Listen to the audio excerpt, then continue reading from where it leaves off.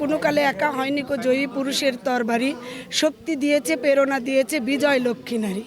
যারা কর্মজীবী নারী সকালবেলা যখন কর্মের উদ্দেশ্যে বের হয় তখন কিন্তু গাড়িতে কিন্তু তাদেরকে একটু যুদ্ধ করে তাদেরকে কিন্তু কর্মস্থলে পৌঁছাতে হয়। তা আমি মনে করি এইটি আমাদের প্রিয় নেতা জনাব তারেক রহমানের অন্তরে লেগেছে এবং তারই ধারাবাহিকতায় আজকে সারা বাংলাদেশের মধ্যে আমাদের বগুড়ায় এই কার্যক্রম চালু হচ্ছে। আমি বগুড়ার অর্ধেক জনগোষ্ঠী নারীদের পক্ষ থেকে এমন একটি মহতী উদ্যোগের জন্য আমাদের মানবিক প্রধানমন্ত্রী, আমাদের সন্তান, আমাদের ভাই জনাব তারেক রহমানকে ধন্যবাদ এবং কৃতজ্ঞতা জানাচ্ছি। এটি দ্বারা আমরা নারীদের যে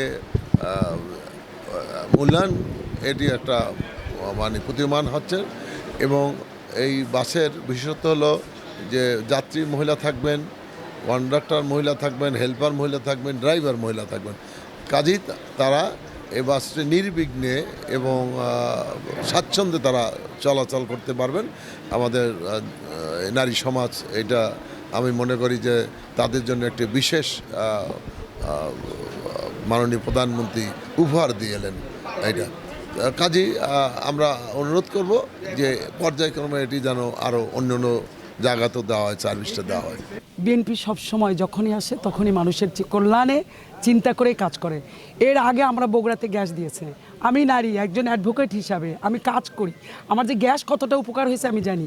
আমি আজকে আমি মনে করি যে আজকে মহিলারা যে বাসটা পাচ্ছে এটা যে কতটা উপকার হচ্ছে তার আসা যাওয়াতে, তার মানে বাচ্চাকে কোচিংয়ে নিয়ে আসতে, তার অফিসে কোচিংয়ে নিয়ে আসাতে এবং নির্দিষ্ট সময়ে মানে পৌঁছাতে পারবে।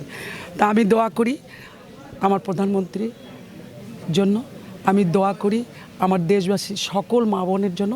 এবং আজকে আমরা খুব খুশি, খুবই খুশি, যার পর নাই।